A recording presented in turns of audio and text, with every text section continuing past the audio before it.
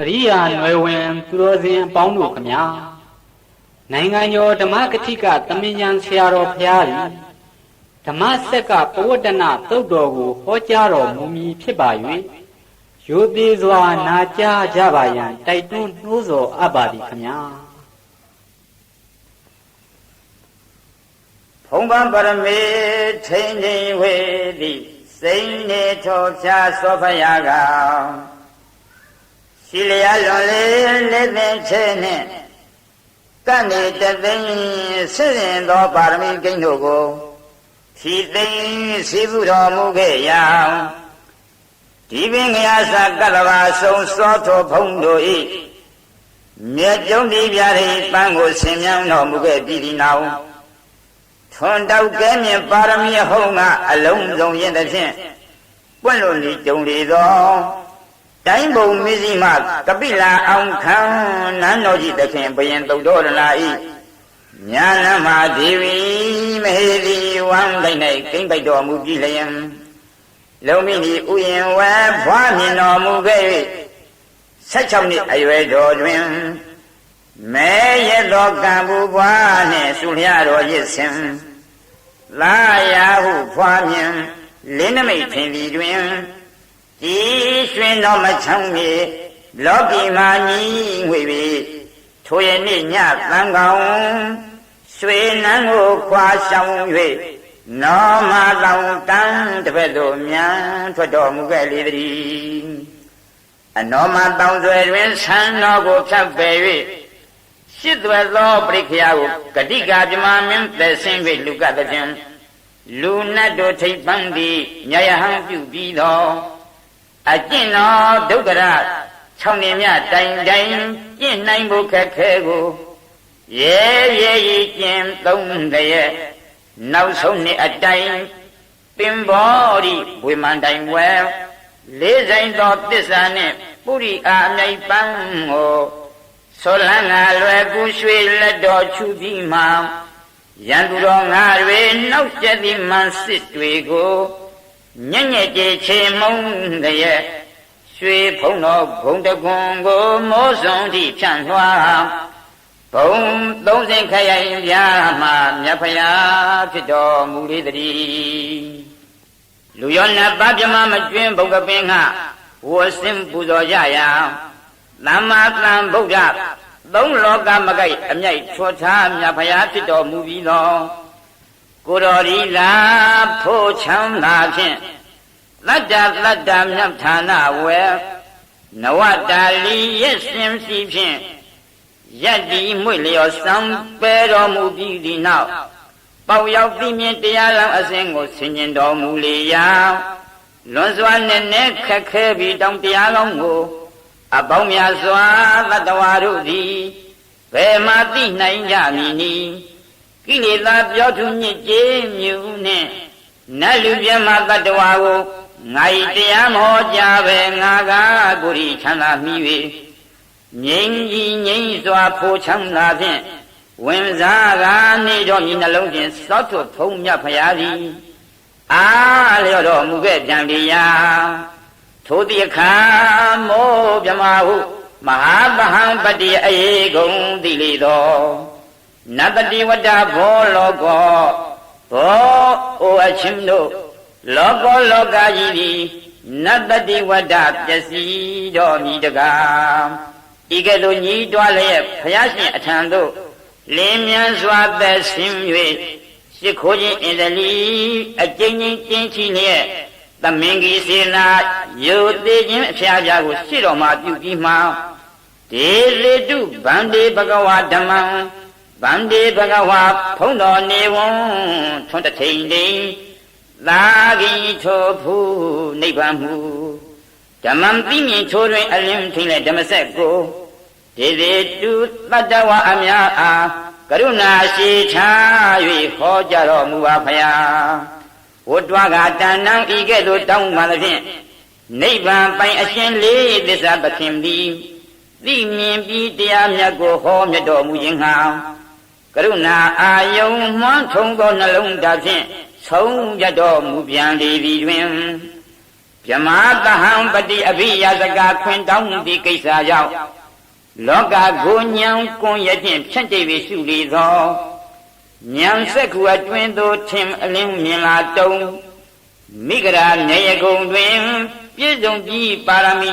၅ပါးသောဝဂီအားအစရှိအာရိကံဓမ္မစက်သုတ်တံကိုသမုဋ္ဌံခွန်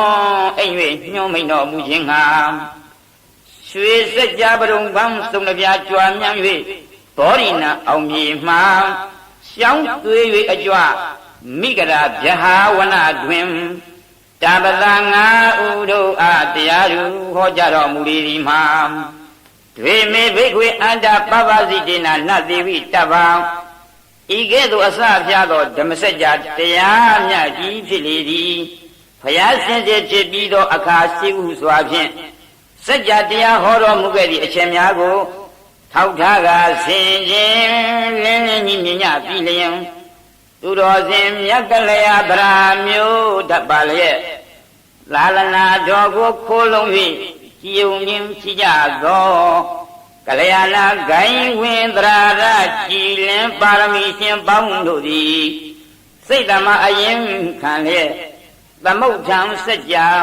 မြတ်လာသောသုတ်ဓမ္မကိုနှုတ်လျာဖြင့်ကွန်မြူ၍ယဉ်ကျူးရွတ်ဆိုကြကုန်အံ့တည်းသာ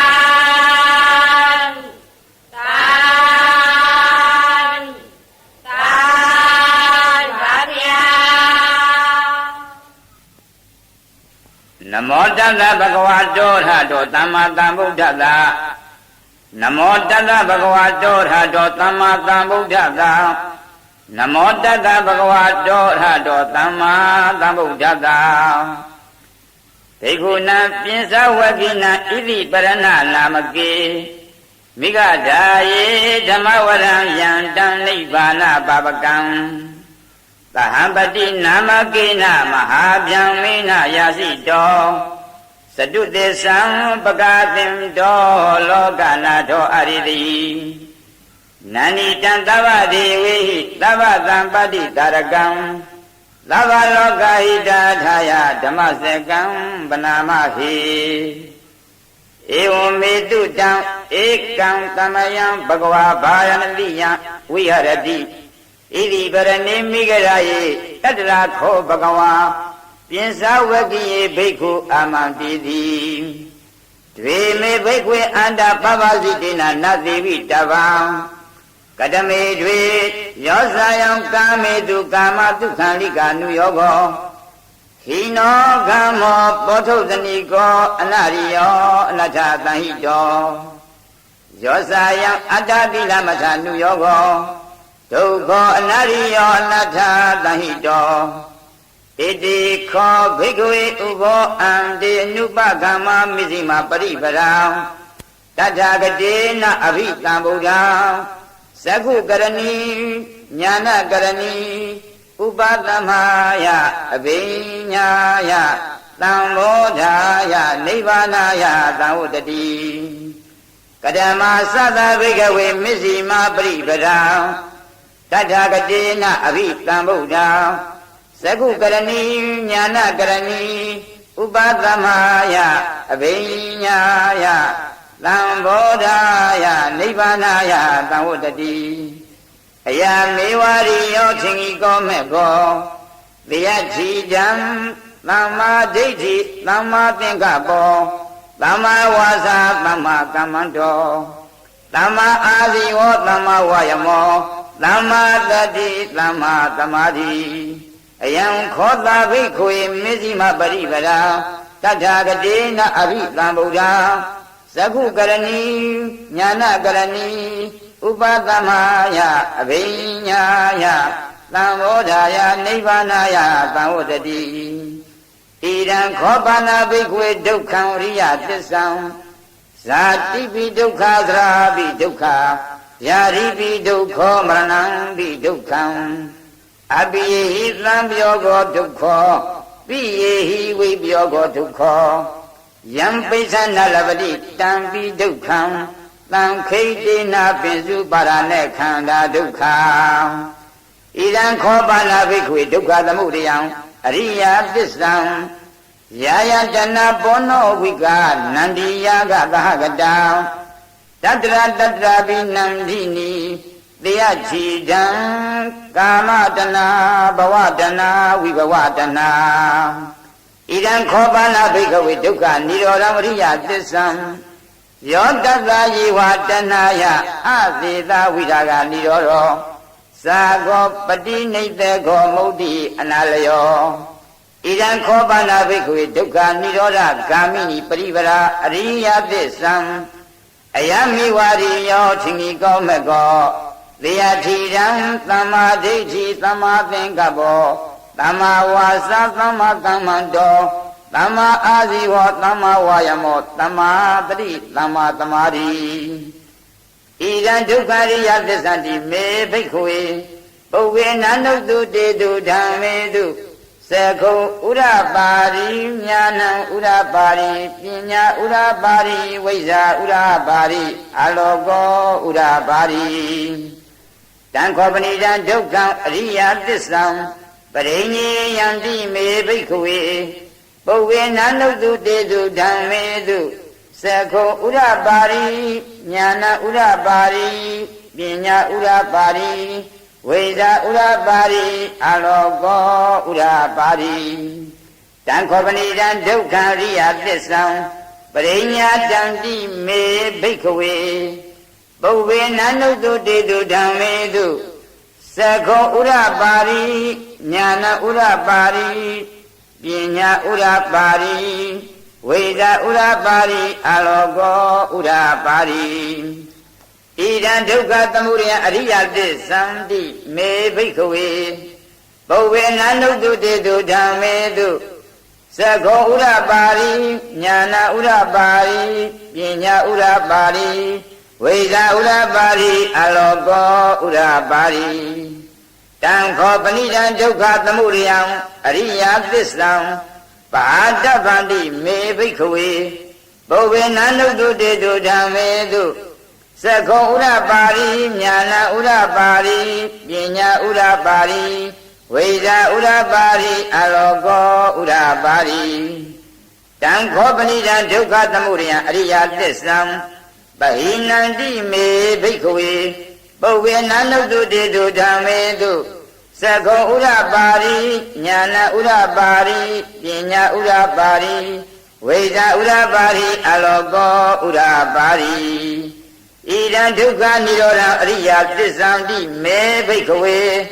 ပုဗ္ဗေနန္တုတုတေတုဓမ္မေတုသခောဥရပါရိညာဏဥရပါရိပညာဥရပါရိဝိဇ္ဇာဥရပါရိအလောကောဥရပါရိတံခောပဏိတံဒုက္ခនិရောဓအရိယသစ္ဆံသစ္စိကတ္တဗန္တိမေဘိက္ခဝေပုဗ္ဗေနန္တုတုတေတုဓမ္မေတုသခောဥရပါရိညာဏဥရပါရိပညာဥရပါရိဝိဇ္ဇာဥရပါရိအလောကောဥရပါရိတံခောပဏိတံဒုက္ခនិရောဓအရိယသစ္ဆံသစ္စိကတန္တိမေဘိက္ခဝေပုဗ္ဗေနန္တုတုတေတုဓမ္မေတုသခောဥရပါရိညာဏဥရပါရိပညာဥရပါရိဝိဇ္ဇာဥရပါရိအလောကောဥရပါရိဣဒံဒုက္ခនិရောဓဂာမိနိပရိပရာအရိယသစ္ဆန္တိမေဘိက္ခဝေပုဗ္ဗေနန္တုတုတေတုဓမ္မေတုသခောဥရပါရိညာဏဥရပါရိပညာဥရပါရိဝိဇ္ဇာဥရပါရိအလောကောဥရပါရိတံခောပဏိတံဒုက္ခនិရောဓဂာမိနိပရိပရာအရိယသစ္ဆံဘာဝေတဗ္ဗန္တိမေဘိက္ခဝေပုဗ္ဗေနန္တုတုတေတုဓမ္မေတုသခောဥရပါရိညာဏဥရပါရိပညာဥရပါရိဝိဇ္ဇာဥရပါရိအလောကောဥရပါရိတံခောပဏိတံဒုက္ခនិရောဓဂာမိနိပရိပရာအရိယသစ္ဆံဘာဝိတန္တိမေဘိက္ခဝေပုဗ္ဗေနန္တုတုတေတုဓမ္မေတုသခောဥရပါရိညာဏဥရပါရိပညာဥရပါရိဝိဇ္ဇာဥရပါရိအလောကောဥရပါရိ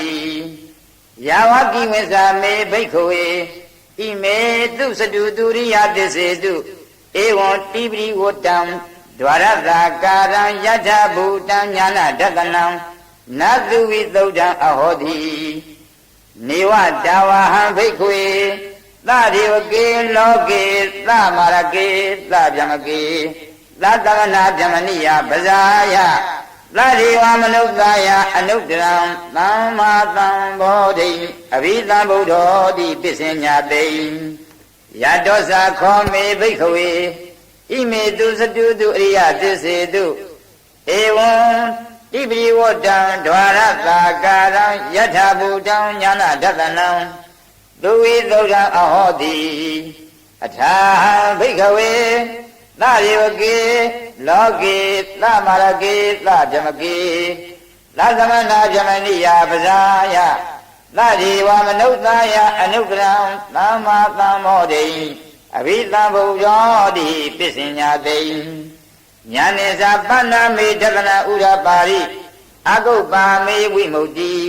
အယမတ္တိမာဇာတိနတ္တိဓာနိပုဏ္ဏဘဝတိဣဒံမဝဇ္ဇဘဂဝါအတ္တမနာပိစ္ဆဝဂ္ဂိယဘိက္ခုဘဂဝတောဘာတိတံဘိနန္တုံတိဣမသမေသာပဏ္ဏဝေယကရဏသမိန်ပညာမာနေအာယသမတောကွန်တင်ညတာဝိရဇံဝိတမလံဓမ္မစကုံဥရပါရိယံကိဉ္စီသမုဒယဓမ္မံတပ္ပံတံនិရောဓဓမ္မံတိဗုဒ္ဓိတေဇာပါဏဘဂဝတာဓမ္မစကေဘုံမာဒေဝသတ္တမလုကဝေတုံဧတံဘဂဝတာဘာတိယံဣတိပရဏေမိဂဓာယေအနုတရံဓမ္မစကံဝုတိတံအပရိဝုတိယံ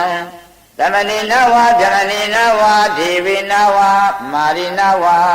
ယမုနဝါကိနာစီဝါလောကသမိန်တိဘုံမာနံဒေဝနံသတ္တသုတ္တဝါစတုမဟာရာဇိကာဒေဝသတ္တမနုဿဝေတုံစတုမဟာရာဇိကာနံဒေဝနံသတ္တသုတ္တဝါဒါဝရိနာဒေဝယာမဒေဝတုတ်တိတာဒေဝနေမာရတိဒေဝပရဏိမိတာဝတ္တဝရီဒေဝဓမ္မကာယိကာဒေဝသတ္တမနုဿဝေတုံဧတံဘဂဝတာဘာရဏတိယံဣတိပရဏေမိဂဓာယေအနုတ္တရံဓမ္မစကံပုဒ္ဓိတံအပိဝုတိယံသမဏေနဝါဗျမဏေနဝါဒေဝေနဝါမာရိနဝါယမုနဝါကိနာစီဝါလောကသမိန်တိဣတိယတေနခဏေနတေနလယေနတေနမုတ်တေနယာဝဗြမလောကသတ္တောအဘုကိစ္စတိအယင်္စာတသသာတိလောကဓာတုသံကံပိသံပကံပိသံဘဝေတိအမနောဇဥလာရောဩဘာသောလောကိပါတုရဟောတိအတိတ်ကမ္မဒေဝနံဒေဝ ानु ဘာဝန္တိအထာခောဘဂဝါဥရဏဥရဏေတိအညာတိဝတ္တဘောကွန်တင်ညောအညာတိဝတ္တဘောကွန်တင်ညောတိဣတိဟိတံအာယသမတောကွန်တင်ညတ္တာအညာတိကွန်တင်ညောတွေဝနာမဟောတိအထာခောအာယသမအညာတိကွန်တင်ညောဒိဋ္ဌဓမ္မောပတ္တဓမ္မောဝိရိဒဓမ္မောပရိယောဂန္ဓမ္မောတိဏဝိသိကိသောဝိကတကထံကထောဝေသရိဇပတောအပရပစ္စယောတတုသာသနေဘဂဝန္တဧတဒဝောစာ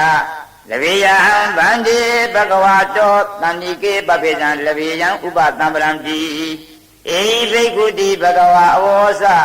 ပခါတောဓမ္မောစရဗြမစရိယံသမ္မာဒုက္ခကအန္တဂရိယာယာတိလာဝတ္တလအာယသမတောဥပသံပရအဟောတိတိဓမ္မစကပုရဏသုတ်တံနိဋ္ဌိတံသာသာသာပါဗျာစတုသစ္စာသစ္စာလေးပါးကိုပကာသင်တော်ပြတော်မူလိုသောလောကနာထောလူတို့၏ကိုယ်ွယ်အားဖြစ်တော်မူသောမြတ်စွာဘုရားသည်သဟံပတိနာမကိဏသဟံပတိအမည်ရှိသောမဟာဗျံမေနာမဟာဗြဟ္မာမင်းသည်ရာဇီကြောင့်တရားဟောစိမ့်သောငါတောင်းမှအပ်သည်ဖြစ်၍ဝါတောင်းမှအပ်သောဘုရားသခင်သည်ဣတိပရဏနာမကေဘုရားပိစိကဗုဒ္ဓရိယာတို့၏ ကောင်းငင်မှတရားကောင်းငင်တို့တရားဖြစ်၍ဣတိပရဏအမည်ရှိသောမိဂဓာယေသာတို့အားဘေးမဲ့ပေယမိဂရာဝုံတော်၌ပိဇဝကိနံပိဇဝကိအမည်ရှိကုန်သောဘေကုဏံကွန်တင်ညာဝပပတ္တိယမဟာနံအတ္တဇိယဟံတို့အားနိဗ္ဗာန်ပါပကံနိဗ္ဗာန်သို့ရောက်စေတတ်သောဓမ္မဝရံတရားများဖြစ်သောယံဓမ္မစက္ကာအကျင့်ဓမ္မစကြာဒေသနာကိုအရိရိဟောတော်မူပြီသဗ္ဗဒေဝေဟိခသိင်္ဂုံသောသမုဒ္ဒိနာဥပဒိနာဝိတုဒ္ဓိနတ်တို့သည်ဝါခသိင်္ဂုံသောနတ်မြမာတို့သည်နန္ဒီတံမြင့်လိုအပ်သောသဗ္ဗတံပတ္တိသာရကံခသိင်္ဂောလောကီလောကုတ္တရာပစ္စုပန်တဏ္ဍာစည်းစိမ်ကိုပြီးစေတတ်သောဓမ္မစက္ကံထိုဓမ္မစကြာဒေသနာတော်ကိုသဗ္ဗလောကဟိတထာယခသိင်္ဂောလောကဤအစီဘွားကျိုးငှာဟေဩသူတော်ကောင်းတို့မယံငါတို့သည်ဗနာမရွတ်ကြကုန်အံဗာဏိကလဝရှင်မဟာကတ္တဗဣဒံသုတ်တဣဓမ္မစက္ကပုရဏသုတ်ကိုမေမယအကျွန်ုပ်အာနန္ဒမထေရီဘဂဝါတော်မြတ်စွာဘုရား၏တမ္မုခာမျက်မှောက်တော်မှဧဝံဤသို့သူတံကြားလိုက်ရ၏ဧကံတဘာသောသမယံခါ၌ဘဂဝါမြတ်စွာဘုရားသည်ဘာယနတိယံဘာတိပြည်၌ဣတိပရဏိဣတိပရဏအမည်ရှိသောမိဂဓာယင်မိဂရာဟုတော်၌ဝိဟရတိနေတော်မူ၏တန္တရာခောထိုဣတိပရဏမိဂရာဟုတော်ဝနေတော်မူသောခါ၌ဘဂဝါမြတ်စွာဘုရားသခင်သည်ပြင်စဝဂိပြင်ဆွဲပြီးမြည်ရှိကုန်သောဘေကုယံတို့ကိုအာမန္တေတိမိန့်တော်မူ၏ဘေကုယံတို့ဘာဝစီဒေနာယဟံဖြစ်သောသူသည်ဒွေနှစ်ပါးကုန်သောဣမေအန္တာဤအယုတ်တရားအစုတို့ကိုနသေဝိတ္တဗမမီဝဲအကုန်ဒွေအန္တာယဟံတို့မမီဝဲအကုန်သောအယုတ်တရားအစုနှစ်ပါးတို့ဟူသည်ကတမေဘေတိတို့နီရှိနောယုတ်သောကံမောရွာသူတို့၏ဥစ္စာဖြစ်သောဘောဓုဇနီကောပုရုဇံတို့၏အလိအကျက်ဖြစ်သောအနရိယောရိယာတို့၏ဥစ္စာမဟုတ်သော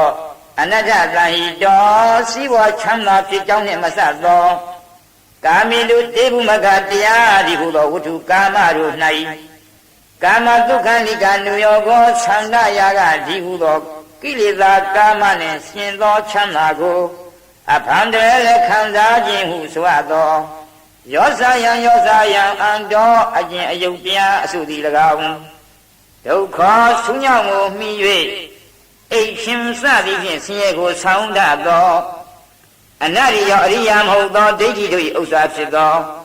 အနတ္တတန်ဟိတောစီဝါချမ်းသာဖြစ်ကြောင်းနှင့်မဆက်သောအတ္တကိလမထာနုယောကောမိမိကိုယ်ပင်မမြင်ကိုအဖန်တည်းလည်းဖြစ်စေတတ်သော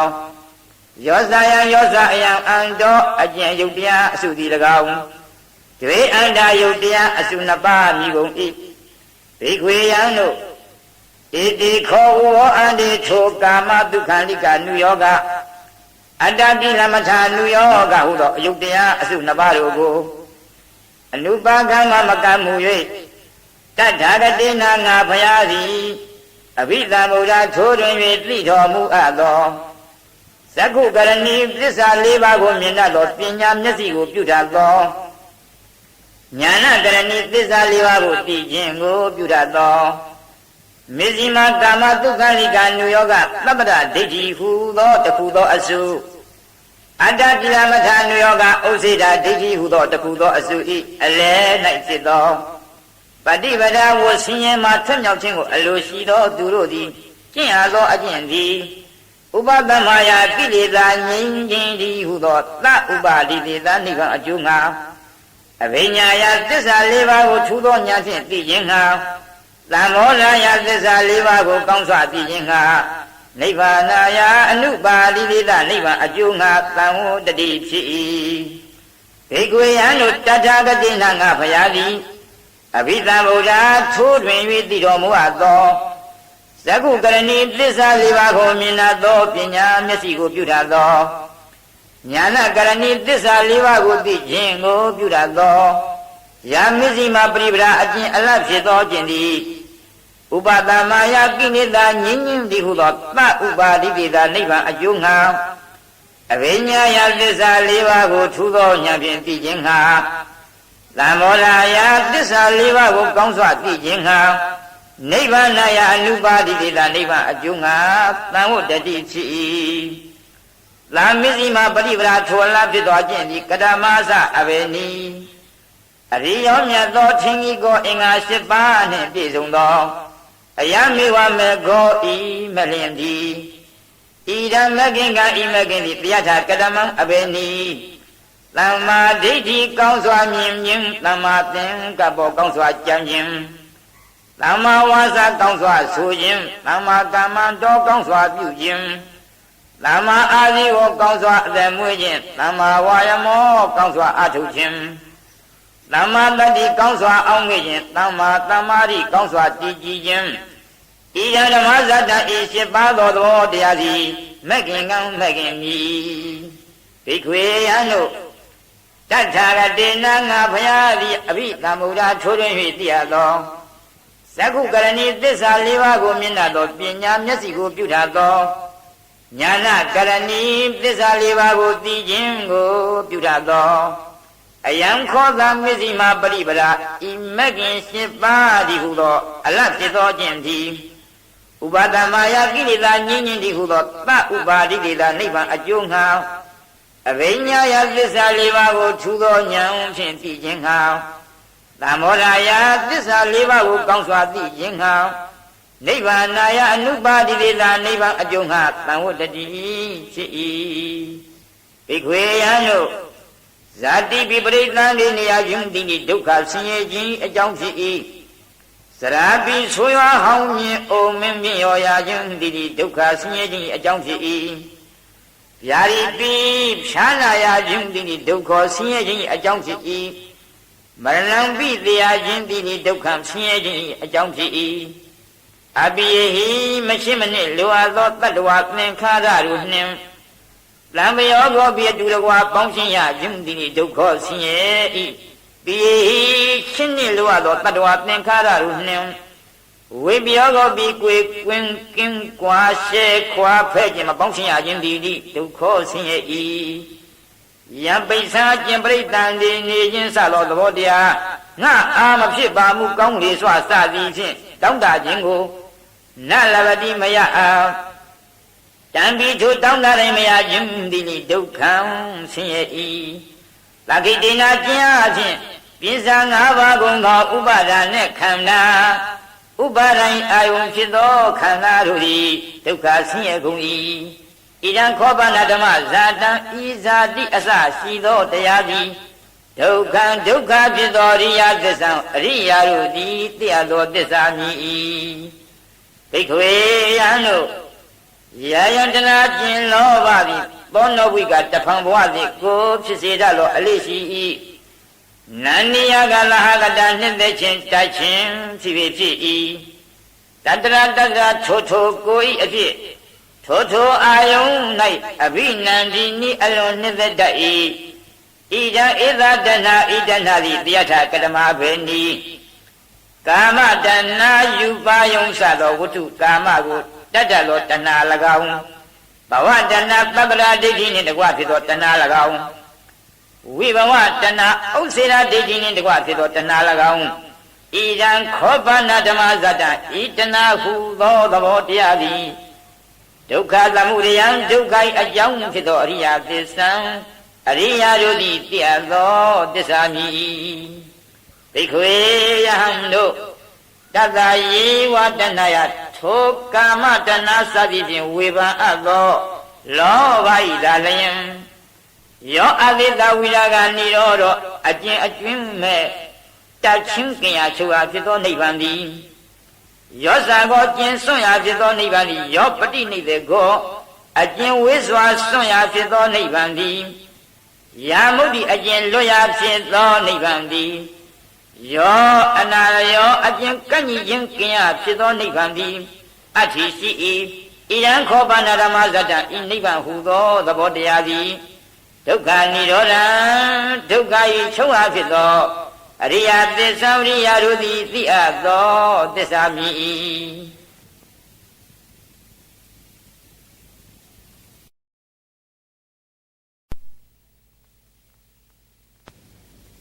ဘိက္ခဝေယံတို့အရိယောမြတ်သောယာမိဝမေကောဣမေတိလယံအထင်ကြီးကောအင်္ဂါ7ပါးနှင့်ပြည့်စုံ၏ဣဒံမေခင်ကံဤမေခင်သည်တရားထကတမံဘေနိသမ္မာဒိဋ္ဌိကောင်းစွာမြင်ခြင်းသမ္မာသင်္ကပ္ပကောင်းစွာကြံခြင်းသမ္မာဝါစာကောင်းစွာဆိုခြင်းသမ္မာကမ္မန္တောကောင်းစွာပြုခြင်းသမ္မာအာဇီဝကောင်းစွာသမွေးခြင်းသမ္မာဝါယမောကောင်းစွာအထုတ်ခြင်း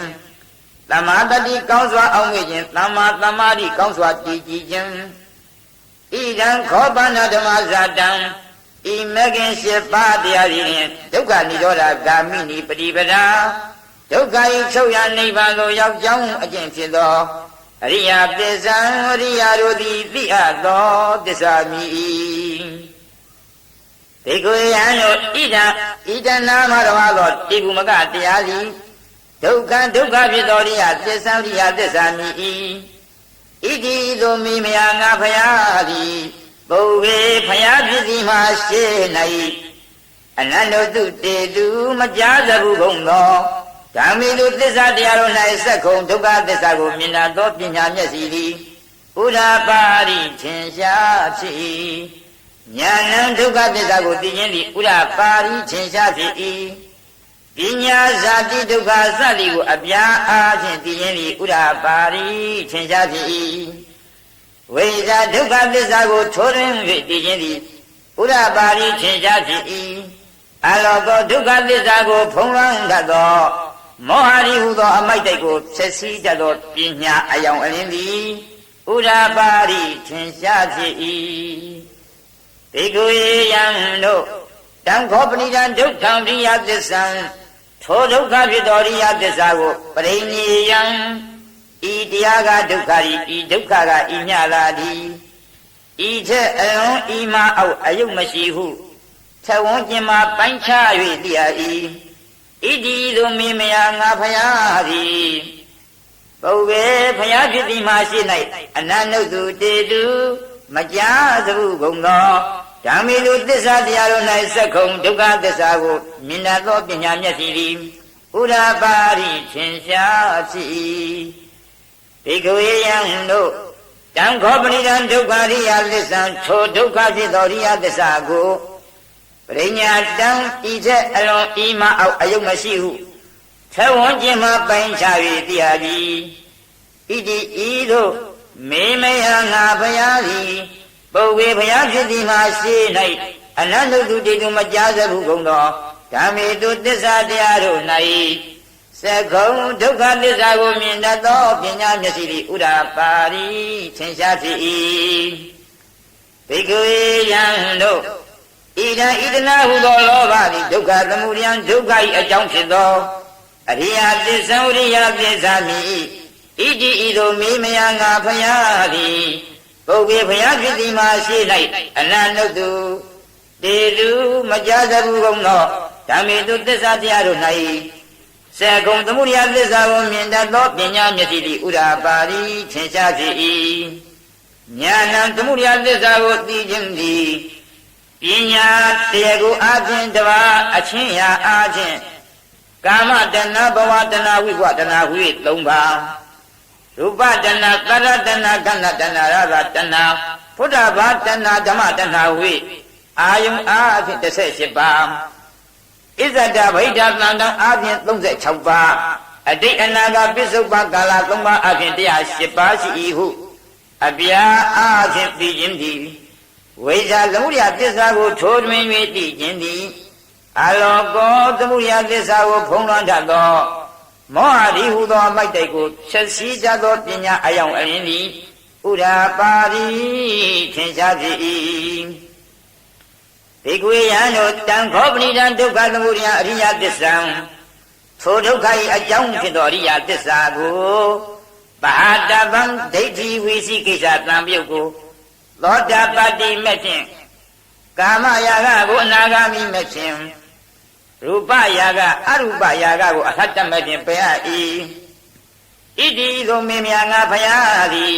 ဘုဝေဘုရားဖြစ်သည်မှာရှင်း၌အနန္တုတုတေတုမကြားသူကုန်သောဓမ္မေတုသစ္စာတရားတို့၌စေကုံသမှုတရားသစ္စာကိုမြင်တတ်သောပညာမျက်စိသည်ဥရာပါရိသင်ရှားဖြစ်၏ဒိဋ္ဌဝေယံတို့တံခောပရိဒံဒုက္ခသမှုတရားအရိယသစ္စာထိုဒုက္ခ၏အကြောင်းဖြစ်သောအရိယသစ္စာကိုပဟိနံမလေးပါးဖြင့်အတွင်မဲ့ပဲ့အပ်ပြီးဣတိတို့မေမယငါဖယားသည်ပုဗ္ဗေဖယားဖြစ်သည်မှာရှိ၌အနန္တုတုတေသူမကြားသူကုန်သောဓမ္မေတုသစ္စာတရားတို့၌စေကုံသမှုတရားသစ္စာကိုမြင်တတ်သောပညာမျက်စိသည်ဥရာပါရိထင်ရှားဖြစ်၏ဘိက္ခဝေယံတို့ဣဒံဤနိဗ္ဗာန်သည်ဒုက္ခនិရောဓံဒုက္ခ၏ချုပ်ရာဖြစ်သောအရိယာသစ္စာအရိယာသစ္စာမြည်ဣတိသောမေမယငါဖယားသည်ပုဗ္ဗေဘုရားဖြစ်သည်မှာရှိ၌အနန္တုတုတေတုမကြားသဟုကုန်သောဓမ္မေတုသစ္စာတရားတို့၌စေကုံនិရောဓသစ္စာကိုမြင်တတ်သောပညာမျက်စိသည်ဥရာပါရိထင်ရှားဖြစ်၏ဉာဏ်និရောဓသစ္စာကိုသိတတ်သောဉာဏ်သည်ပညာတရားကိုအပြင်တစ်ပါးသဥပါလိတေတအနုပါလိတေတအပြင်နှစ်ပါးသုံးညတအာနိမိတ်အပနိဟိတအပြင်သုံးပါးရှိ၏ဟုအပြန်အပြင်သိခြင်းသည်ဝိဇာនិရောဓသစ္စာကိုထိုးရင်း၍သိခြင်းသည်အလောကောនិရောဓသစ္စာကိုဖုံးလွှမ်းတတ်သောမောဟသည်ဟုသောအမိုက်တိုက်ကိုဖြစ်စီတတ်သောပညာအယောင်အလင်းသည်ဥဒါပါရိထင်ရှားဖြစ်၏ဘိက္ခဝေယံတို့တံခောပရိဒံဒုက္ခនិရောဓံအရိယသစ္စာထိုဒုက္ခ၏ချုပ်ရာဖြစ်သောအရိယသစ္စာကိုသစ္စေကာတဗမ္မဉ္ဇဉ်ဖိုဉ္ဇဉ်ပိစ္ဆွခဏဉ္ဇဉ်တို့ဖြင့်မျက်မှောက်ပြုအပ်၏ဣတိသောမေမယငါဖယားသည်ပုဗ္ဗေဘုရားဖြစ်သည်မှာရှိ၌အနန္တုတုတေတုမကြားသဟုကုန်သောဓမ္မေတုသစ္စာတရားတို့၌စေကုံនិရောဓသစ္စာကိုမြင်တတ်သောပညာမျက်စိသည်ဥရာပါရိထင်ရှားဖြစ်၏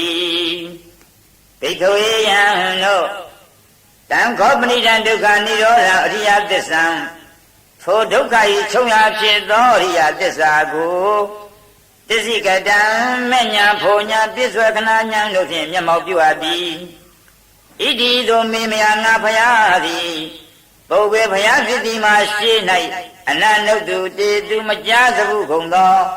ဓမ္မေတုသစ္စာတရားတို့၌စကုံនិရောဓသစ္စာကိုမြင်တတ်သောပညာမျက်စိသည်ဥရာပါရိထင်ရှားဖြစ်၏ဘိက္ခဝေယံတို့ဣဒံဤမဂ္ဂင်7ပါးသည်ဒုက္ခនិရောဓဂာမိနိပရိပဒါဒုက္ခ၏ချုပ်ရာနိဗ္ဗာန်သို့ရောက်ကြောင်းအကျင့်ဖြစ်သောအရိယသစ္စာအရိယသစ္စာမိဣတိသို့မင်းမြာငါဖယားသည်ပုဗ္ဗေဘုရားဖြစ်သည်မှာရှေ့၌အနန္တုတုတေသူမကြားသဟုကုန်သောဓမ္မေတုသစ္စာတရားတို့၌ဆက်ခုံမဂ္ဂသစ္စာကိုမြင်တတ်သောပညာမျက်စိသည်ဥရာပါရိထင်ရှားဖြစ်၏ဉာဏ်မဂ္ဂသစ္စာကိုသိတတ်သောဉာဏ်သည်ပညာသမာဓိဋ္ဌိစသည်ဝပြအားဖြင့်သိခြင်းသည်ဝိရာမဂ္ဂသစ္စာကိုထိုးထွင်း၍သိခြင်းသည်အလောကောမဂ္ဂသစ္စာကိုဖုံးလွှမ်းတတ်သောမောဟသည်ဟူသောအမိုက်တိုက်ကိုဖြည့်ဆည်းတတ်သောပညာအယောင်အလင်းသည်ဥရာပါရိထင်ရှားဖြစ်၏ဘိက္ခဝေယံတို့တံခောပဏိတံဒုက္ခនិရောဓဂာမိနိပရိပဒါအရိယသစ္စာထိုဒုက္ခ၏ချုပ်ရာနိဗ္ဗာန်သို့ရောက်ကြောင်းအကျင့်ဖြစ်သောအရိယသစ္စာကိုဘာဝိတဗံပွားစေအပ်၏ဣတိသို့မင်းမြာငါဖယားသည်ပုဗ္ဗေဘုရားဖြစ်သည်မှာရှေ့၌အနန္တုတုတေသူမကြားသဟုကုန်သောဓမ္မေတုသစ္စာတရားတို့၌စကုံမဂ္ဂသစ္စာကိုမြင်တတ်သောပညာမျက်စိသည်ဥရာပါရိထင်ရှားဖြစ်၏ဘိက္ခဝေယံတို့တံခောပဏိတံဒုက္ခនិရောဓဂာမိနိပရိပဒါအရိယသစ္စာ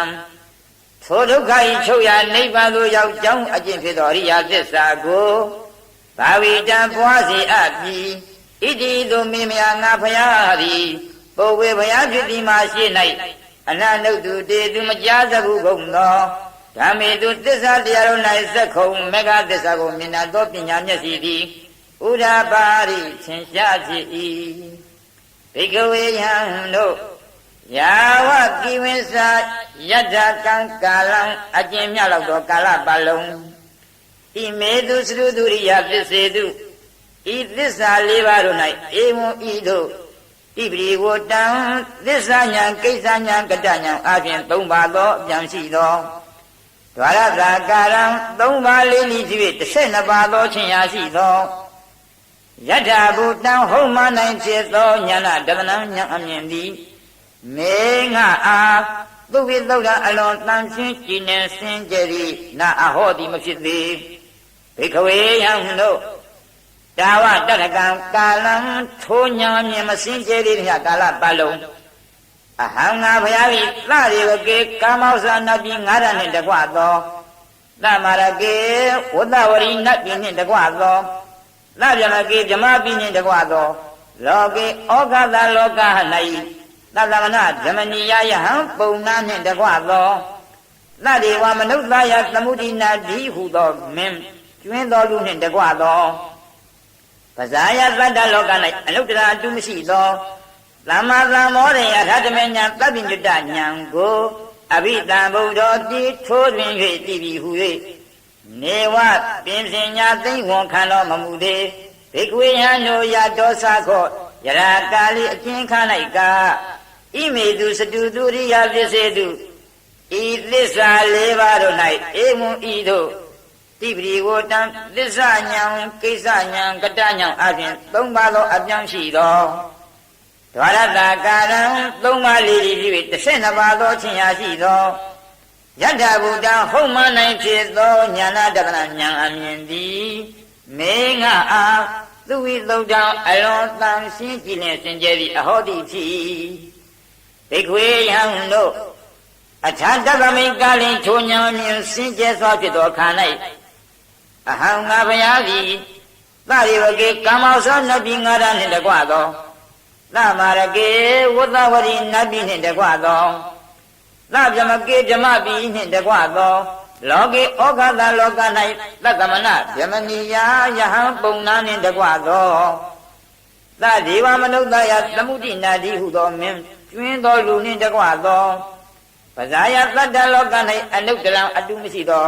သမ္မာသမ္မောရိအထာတမေညာသဗ္ဗညုတညာကိုအဘိသံဗုဒ္ဓောတိထိုးတွင်၍တည်ပြီဟုပစ္စင်ညာသိဉ္ဝံခံတော်မူပြီမေငါအားညာနိသဗ္ဗနာတကနာပစ္စဝခဏညာအမြင်ပြီးဥဒ္ဓပါရိသင်္ချာဖြစ်ပြီမေငါ၏ဝိမု ക്തി အထတဖို့ညာကိုအကုပ္ပဆန်းခြင်းမဲ့တရားတို့ဒီမဖြစ်စီအားအယံဤကိုဤတည်းအန္တိမအဆုံးဆုံးဖြစ်သောဇာတိအဖြစ်သည်ဣဒာနိခုခံ၌ပုဏ္ဏဘဝတဖန်ဘဝစဉ်၌ဖြစ်ခြင်းသည်နတ္တိမရှိပြီဣတိညာနတနာဤသို့သောပစ္စဝခဏညာအမြင်သည်ဥဒ္ဓပါရိသင်္ချာဖြစ်ပြီဘဂဝါမြတ်စွာဘုရားသည်ဣဒံဝဇနံဤတွေမေဘိက္ခဝေသာသောစကားတော်ကိုအဝေါ်စားမိန့်တော်မူ၏ပိဇဝကေယပင်စွဲပြေမြည်ရှိကုန်သောဘေကုယံတို့သည်အာတမနာနှစ်လိုဝမ်းမြောက်ကုန်သည်ဖြစ်၍ဘဂဝါတော်မြတ်စွာဘုရား၏ပါဠိတံဟောတော်မူသောတရားတော်ကိုအဘိနန္ဒံသာဓုသာဓုဟုယောသေးစွာဥဖြင့်ခံကုန်၏ဣမသမိသာပန္နဝေယကဏသမိန်ဤဂဋ္ဌမဘဲသက်သက်သောအမိဖြစ်သောဗျာကတိုင်းကိုပညာမာနိဟောတော်မူအပ်သည်ရှိသောအာရမတော်ရှိသောသက်တော်ရှိသောကွန်တင်ညတာကွန်တင်ညထေအားဝိရဇံအဘဲသို့လားစီသောယာကဆရှိသောမြူမကင်းသောဝိတမလံအကျွင်းမရှိဒိဋ္ဌိဝိသိကိစ္စကိုပယ်ဖြင့်ကင်းသောအငြိကျေးရှိသောဓမ္မစကုံသစ္စာလေးပါးကိုမြင်လာသောသောတာပတ္တိမဉ္ဇဉ်ဒီဟူသောမျက်စိသည်ဥဒ္ဓပါရိထင်ရှားဖြစ်၏ယံကိစီအလုံးစုံသောတေဘုမကတရားသည်သမုဒယဓမ္မံဖြစ်ခြင်းသဘောရှိ၏တံတပ္ပံထိုးဖြစ်ခြင်းသဘောရှိသောတရားဟုသမျှသည်နိရောဓဓမ္မချုပ်ခြင်းသဘောရှိဣတိဤသို့ဥဒ္ဓပါရိထင်ရှားဖြစ်၏ဘဂဝတာမြတ်စွာဘုရားသည်ဓမ္မစကေဓမ္မစကြာတရားတော်ပုဒ္ဓိတေသပါဏဟောတော်မူအပ်သည်ရှိသောကဘုံမာဒေဝဘုံမဇောနတ်တို့သည် သာတံကောင်းကြီးပေးသောတန်ကိုအနုသာဝေသုံးကြပြိုင်နဲ့ကြွေးကြော်ကုန်၏ကိဉ္နုသာဝေသုံးအဘယ်သို့ကြွေးကြော်ကြကုန်သနည်းဘဂဝတာမြတ်စွာဘုရားသည်ဘာတိယဘာတိပြီး၌ဣတိပရဏေဣတိပရဏအမည်ရှိသောမိဂရာယိမိဂရာဟုတော၌လောကသမင်းလောက၌ကိဏစီတမဏိနဝတစုံတယောက်သောယံပြီး၎င်းကိဏစီဗျမဏိနဝတစုံတယောက်သောပုံနာပြီး၎င်းကိဏစီဇေဝေနဝတစုံတယောက်သောနတ်ပြီး၎င်းကိဏစီမာရိနဝတစုံတယောက်သောမန်ပြီး၎င်းကိဏစီဗျာမုနာဝတစုံတယောက်သောဗြဟ္မာပြီး၎င်းအပရိဝတိယံမတာမြင့်၌မဟောနိုင်သောအနုတ္တရံတုမရှိသောဧတံဓမ္မစကံထိုဓမ္မစကြာတရားတော်ကိုဘုဒ္ဓတံဟောတော်မူအပ်ပြီဣတိသောနုဿဝေသုံးတရားနှင့်ကြွကြော်ကုန်၏ဘုံမာနံဒေဝနာဘုံမဇုနတ်တို့၏သတ္တံကောင်းကြီးပေသောတန်ကိုသုတ္တဝါကြားကုန်၍သတုမဟာရာဇိကာဒေဝသရုမာရေနတ်တို့သည်သတ္တံကောင်းကြီးပေသောတန်ကိုအနုဿဝေသုံးတဆင့်ကြွကြော်ကုန်၏သတုမဟာရိကာနံဒေဝနာသတုမာရေနတ်တို့၏သတ္တံကောင်းကြီးပေသောတန်ကိုသုတ္တဝါကြားကုန်၍တာဝရိနာဒေဝတာဝရိနာနတ်တို့သည်ယာမဒေဝယာမနာတို့သည်တုတ်တိတာဒေဝတုတ်တိတာနတ်တို့သည်နေမနတိဒေဝနေမတိနတ်တို့သည်ပရဏိမိတာဝတ္တဝတိဒေဝပရဏိမိတာဝတ္တဝတိနတ်တို့သည်ဓမ္မကာယိကာဓမ္မပိ၌ဖြစ်ကုန်သောဒေဝဗြဟ္မာတို့သည်သာတံကောင်းကြီးပေသောကံကိုအနုဿဝေသုံးတဆင့်ကြွေးကြော်ကုန်၏ကိဉ္နုဿဝေသုံးအဘယ်သို့ကြွေးကြော်ကြကုန်သနည်းဘဂဝတာမြတ်စွာဘုရားသည်ဗာရတိယံဗာရတိပြည်၌ဣတိပရဏေဣတိပရဏအမည်ရှိသောမိဂဒါယိမိဂရာဟုတော်၌လောကလမိန်လောက၌ကိဏစီတစုံတယောက်သောသမဏိနဝါယဟံဒီ၎င်းဗျမဏိနဝါပုံနာဒီ၎င်းမာရိနဝါမံဒီ၎င်းဗျမုနာဝါဗျမဒီ၎င်းအပရိဝတ္တိယံမတာမြင့်နိုင်မဟောနိုင်သောအနုတ္တရာတုမရှိသောဧတံဓမ္မစကံထိုဓမ္မစကြာတရားတော်ကိုဝတ္တိတံဟောတော်မူအပ်ပြီဣတိသောနုဿဝေသုံးတရားနှင့်ကြွကြော်ကုန်၏တေနခဏိနာထိုခဏဖြင့်တေနလေနာထိုလျဖြင့်တေနမုဟုတ်တေနထိုမုဟုတ်ဖြင့်ယာဝဗြဟ္မာလောကအထက်အဂနိဋ္ဌဗြဟ္မာပြီတိုင်အောင်သတ္တောကြောသောသောအတ္တံသည်အဘုဂေစတိ၌၍တည်၏အယင်္ဇာဓာတသဟတိလောကဓာတုဤတလောင်းသောလောကဓာစัจ java လာသည်နိသံကံပိသိဝေသိဝေလှုပ်၏သမကံပိတေဝေတေဝေလှုပ်၏နံဘဝေရီထိုမဤမှာအေးရင်ကဲ့သို့လှုပ်၏အပမနောတိုင်းရှိမရှိရှိသောအုံလာတော်ပြန်ပြောသောဩဘာသောစာဒေသနာညံ့ကြောင့်ဖြစ်သောအယောင်လင်းသည်လောကေလောက၌ဒေဝနာနတ်မြမတို့၏ဒေဝနုဘာဝနတ်မြမတို့၏အာနုဘောကိုအတိတ်ကမ္မသာလွန်၍ပါတုတော်သည်ထင်ရှားစေ၏အထခောထိုခန္ဓာဘဂဝါမြတ်စွာဘုရားသည်ဥရဏဝမ်းမြောက်သောစကားကိုဥရဏီသည်တလောင်းတိုင်သာကြားသည်အောင်မြတ်ဆိုတော်မူ၏ကိဉ္ဥရဏီသည်အဘယ်သို့မြတ်ဆိုတော်မူသနည်းဘောဩယဟံတို့ကွန်းတင်ညောကွန်းတင်ညသည်ဝတ္တစင်စစ်အညာတိသစ္စာလေးပါးကိုသိလေပြီဘောဩယဟံတို့ကွန်းတင်ညောကွန်းတင်ညသည်ဝတ္တစင်စစ်အညာတိသစ္စာလေးပါးကိုသိလေပြီဣတိဤသို့ဥရဏီသည်မြတ်ဆိုတော်မူ၏ဣတိဧဝဤသို့ဥရံပြုတော်မူသောကြောင့်သာလျင်အာယလမတော်ကွန်းတင်ညတအရှင်ကွန်းတင်ညအားအညာတိကွန်းတင်ညတွေဝအညာတိကွန်းတင်ညဟု၍သာလျင်ဣရနာမဤယမည်သည်အဟောသည်ဖြစ်၏အထာဂောထုသောတာပန်ဖြစ်ပြီးသောခါ၌အာယလမအညာတိကွန်းတင်ညအရှင်အညာတိကွန်းတင်ညသည်ဒိဋ္ဌာရမောမြတ်ပြီးသောသစ္စာတရားရှိသည်ဖြစ်၍ဗတ္တရမောရောက်ပြီးသောသစ္စာတရားရှိသည်ဖြစ်၍ဝိရိဒာဓမ္မောသိအပ်ပြီးသောသစ္စာတရားရှိသည်ဖြစ်၍ပရိယောဂန္လဓမ္မောဉာဏ်ဖြင့်သက်ဝင်အပ်ပြီးသောသစ္စာတရားရှိသည်ဖြစ်၍ဒိဏဝိသိကိသောကုမြောက်ပြီးသော16ပါးသောယုံမှားခြင်း ရှစ်ပါးသောယုံမှယံရှိသည်ဖြစ်၍ဝိကတကထံကထောသို့လောတွတ်တော်ယုံမှခြင်းကင်သည်ဖြစ်၍ဓာတုသာရဏီမြတ်စွာဘုရားသာသနာတော်၌ဝေဒရိသပတ်တော်ရဲရင်ခြင်းတို့ရောက်သည်ဖြစ်၍အပရပိစယောကိုယ်တိုင်မျက်မှောက်သိမြင်အပ်သောကြောင့်သူတစ်ပါးတို့အားယုံကြည်ခြင်းမဖြစ်မှု၍ဘဂဝန္တမြတ်စွာဘုရားကိုဣတံဝေစနံဤသို့သောစကားကိုဩစာလျောက်၏ကိဉ္ဝောစာပဲသို့လျောက်သနည်းဗန္နေရှင်ဘုရားအဟံကျင့်တို့သည်ဘဂဝါတော်မြတ်စွာဘုရား၏တဏှိကေအထံတော်၌ပပိဇံရှင်၏အဖြစ်ကိုလဘေ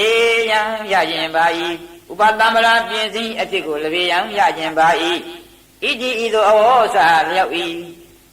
ဘိက္ခုယံအေဟိလာဟဲ့ဓမ္မောတရားတော်ကိုသက္ခတော်ကောင်းစွာငါဟောအပ်ပြီးဒုက္ခလာဝဆင်းရဲ့ဤအန္တကိရိယာယအဆုံးကိုပြုခြင်းငှာသမ္မာကောင်းစွာဗြဟ္မစရိယံအထက်မဲ့သုံးပါးတည်းဟူသောမြတ်သောကျင့်ကိုစရကျင့်လောဣတိဤသို့ဘဂဝါမြတ်စွာဘုရားသည်အဝေါစာမိန့်တော်မူ၏ဒါလအာယလမတော်ထိုအရှင်အညာတိကွန်တင်ညအားလာဝဥပတံဝရထိုအေဟိဘိက္ခုပြင်စင်အဖြစ်လီသာလျင်အဟောတိဖြစ်၏